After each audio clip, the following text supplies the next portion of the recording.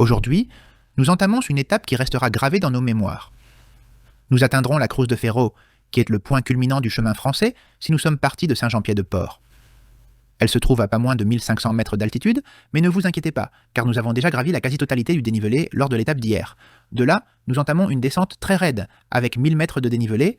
Ceux qui ont des problèmes de genoux doivent faire attention, car cela va être difficile. Nous passerons par Manjarine, laissant derrière nous la région de la Maragateria pour entrer dans El Bierzo, une terre unique avec un paysage et un climat différents. Nous traverserons El Achebo, Riego de Ambros et Molina Seca pour finalement arriver à Ponferrada. C'est parti!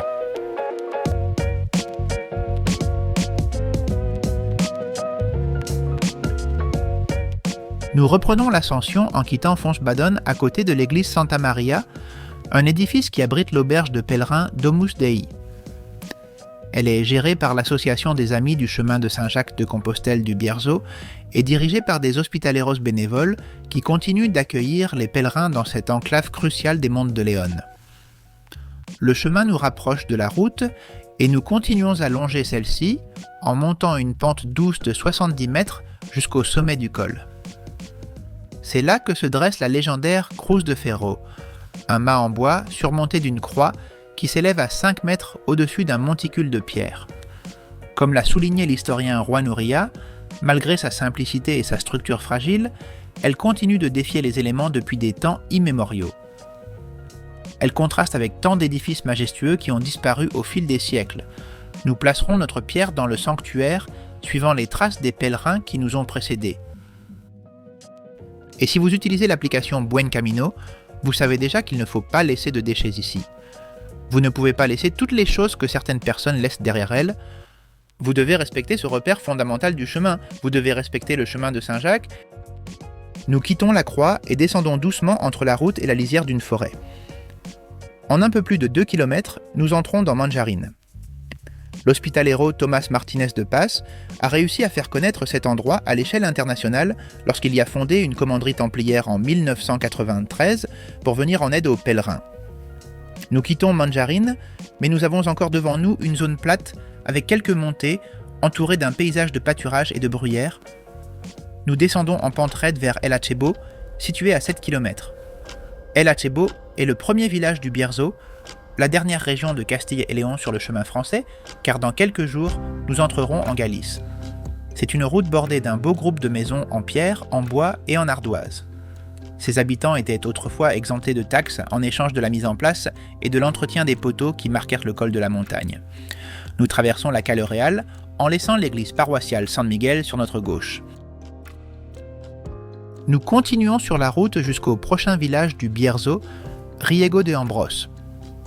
C'est un ensemble pittoresque de balcons en bois entourés de châtaigniers, avec 2 ermitages et l'église paroissiale Santa Maria Magdalena.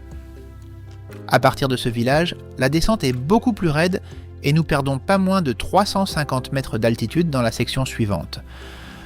Avant d'entrer dans Molina Seca, nous sommes accueillis par l'imposant sanctuaire baroque de Nuestra Señora de la Quinta Angustia. Les pèlerins et les moissonneurs galiciens qui allaient travailler dans les champs de Castille s'abritaient sous ces portiques.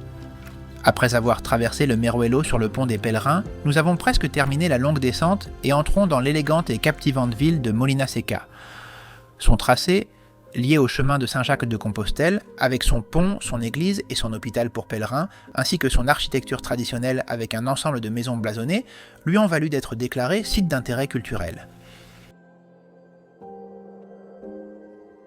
Nous avons maintenant quitté Molina Seca et, à ce stade, au kilomètre indicateur, 2 options s'offrent à nous.